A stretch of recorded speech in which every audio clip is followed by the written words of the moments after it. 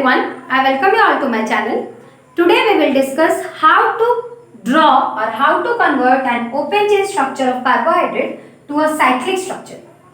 See, whenever any molecule is present in 3D and we want to draw the structure of that molecule on 2D or on a piece of paper, certain distortions take place. Distortions means change. Distortions. See, if I want to draw the diagram of this pen, from the diagram you will be only able to see the front part of the pen, but the back side of the pen will not be visible to you. So in order to show the back side of the pen, certain conventions or rules will be followed. Certain conventions or rules. What are those rules? Suppose we will shade the diagram to show the part which we are not able to draw, or some shadows we will use to show the back part of the pen, or to show the three-dimensional model of the pen. So these are the conventions which can be used to draw the structure of this pen, which is visible in 3D in this way, but on 2D it will be little bit different. Similarly, the diagrams of all the 3D organic molecules, when they are drawn on 2D, certain changes or certain distortions take place. So we always keep on trying to adopt a convention or adopt a diagram or draw a diagram which is pretty much close with the three-dimensional arrangement of all the atoms and molecules. In that process, the first method is the open chain structure. This was given by Emil von Fischer. So this is called as Fischer projection. So this is pretty easy to draw, and some of the properties of carbohydrates can be easily explained by using this diagram. But sometimes we also use cyclic structures. The cyclic structures was given by Sir Haworth, and thus these structures are called as Haworth projections. And these are just a better way to represent carbohydrates. As you all know, monosaccharides only give rise to disaccharides, and polysaccharides, oligosaccharides. So if we learn to draw the open chain structure and the cyclic structures of monosaccharides, then all the carbohydrates will be covered. So we will only talk about monosaccharides. So these are also a method to represent the three-dimensional structure of monosaccharides. There is one more method which is called as chair conformation or chair form. So there are three methods: open chain form, Haworth projection or Fischer projection, Haworth projection or cyclic form, and chair form. And the Haworth projection explains most of the physical and chemical properties of carbohydrates, and they are also easy to draw. But the easiest way is to draw an open chain structure, and chair form depicts the best three-dimensional arrangement of atoms and molecules. But it is a bit difficult to draw. So we will learn how to convert the open chain form into cyclic structure. 99% times we use this Haworth projection to draw monosaccharides. Okay, the Haworth projections are of two types. The knowledge of pyran and furan is very much required in order to understand the interconversion of a Fischer projection to Haworth projection. This is a furan ring, this is a pyran ring. This is also called as furanose, this is also called as pyranose. A furan or a pyran, these are heterocyclic rings. Heterocyclic means whenever in ring, along with carbon atoms, some other atoms are also present. See over here, oxygen is present, this is oxygen. This point shows this is carbon, this is also carbon, this is also carbon, carbon, carbon. So there are 5 carbons present in ring along with one oxygen. So this is a 5 carbon heterocyclic ring which is called as a pyran or pyranose. See, this is our first carbon, second carbon, third carbon, fourth carbon. So 4 carbon atoms are present along with oxygen. So this is a 4 carbon furanose or furan ring. Whenever the hexose, that is glucose molecule, gets converted from Fischer projection to Haworth projection, it chooses to be in pyran ring, that is 5 carbon heterocyclic ring, because this is thermodynamically most stable form of glucose in cyclic structure.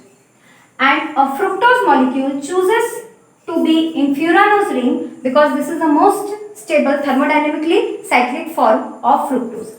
Over here the first carbon is placed, this is second carbon, third, fourth, fifth, and this is sixth carbon.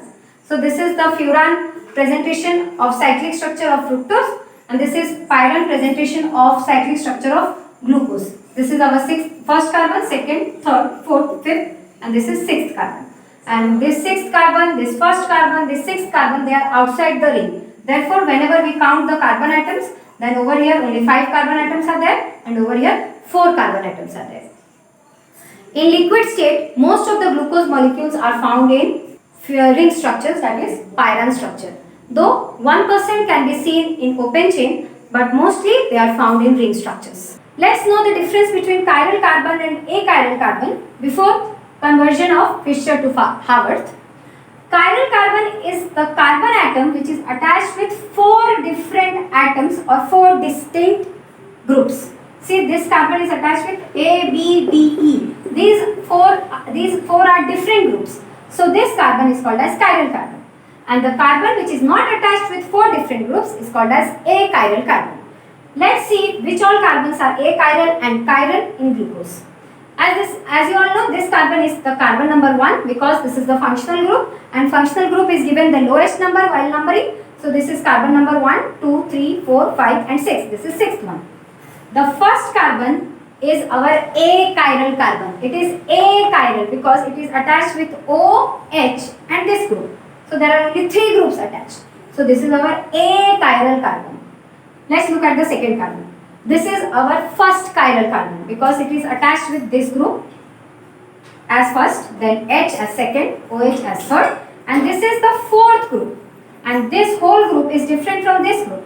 So the second carbon of glucose is the first chiral carbon.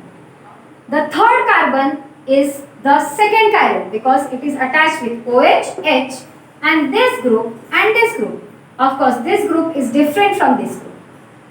4th carbon is our third chiral because it is attached with this, then this, H and OH. The 5th carbon is our 4th chiral because it is attached with this molecule, then this molecule, then H and OH. But the 6th carbon is our achiral carbon because it is attached with this group, OH, and H and H. These both are similar groups. So our first and 6th carbon are achiral, but second, third, fourth and fifth are our chiral carbon atoms in glucose. Now let's see how this Fischer projection converts into this Haworth projection. This is the Haworth projection of glucose and this is the Haworth projection of fructose. We will learn to draw all of them. For this interconversion, the chiral carbon which is farthest from the functional group. See, this is the chiral carbon, this is achiral. This chiral carbon is having the largest distance from the carbonyl carbon. This is shorter distance than this. So this is our farthest carbon which is chiral from carbonyl group. So the chiral carbon which is farthest from the carbonyl group or functional group, the hydroxyl group of that chiral carbon, this oxygen is having lone pair of electron of this hydroxyl group. This oxygen is having lone pair of electron. So this lone pair of electron would attack the carbonyl carbon. This attack will be nucleophilic attack. Because of this attack, the bond in between O and H would be broken and this H would be free in the form of proton. Due to this attack, the bond in between O and C, this O is more electronegative than C, it will attract the bonded pair of electrons towards itself more. The result would be C, O minus and H. Then this would be the result of this shift of bonded pair of electron between C and O due to this attack, and due to this attack this O and H, their bond is broken. Now let's draw the rest of the things. C2, C3, C4 I am drawing over here. C2, C3 and C4. Let's draw C5. This C5 is having its O attached with it and this O has bonded itself with this C in this way. So H is there and over here I am writing CH2OH. Now this H is free. This H will be attracted to this O. So this O minus will convert itself into OH because of this H, OH plus which got free due to this attack. this H would shift and attach itself with this O. I will begin with O. Just look at my hands. So first I will write O. Always you begin with O, write O first. Then see, this O is attached with C5 and C1 at the same time. So let me draw. It is attached with two things. So I am drawing two bonds. This bond and this bond. The two bonds I have drawn. The ends of these two bonds I will write C1 and C5. C1 I will write over here and C5 I will write over here. This is rule. This carbon is always the first carbon. So this oxygen is attached with C1 at one side and C5 on the other side. So O, C1, C5 we have already written. Let's write C2, C3, C4 and C6. See, this C1 is attached with C2. So I will draw C2. This C2 is attached with C3. So I will draw C3. This C3 is attached with C4. So I will draw C4. Now this C4 is attached with C5. I will attach these both things. Now this C5 is attached with C6. I will draw C6 over here. So this is the conversion of this chain form into cyclic structure. Now let's look at this side groups. How to draw the side groups. There is one rule. The subsequents or the molecules which are present towards the right side of the open chain are drawn towards the lower side of the ring form. So right, down, left, up. So these molecules on the right will be drawn towards the lower side and molecules on the left will be drawn towards the upper side of the carbon atom. And these many a times carbon atoms are not written. Whenever you see a structure like this, you have to assume that these are carbon molecules and this is always carbon number 1 and over here oxygen is there. So how can you remember? Just remember one word, road or rood. So road ends with D. So right, down, left, up. For time being, let's ignore C1 and C6. We will see there are different rules for C1 and C6. First let's place C2, C3, C4 and C5.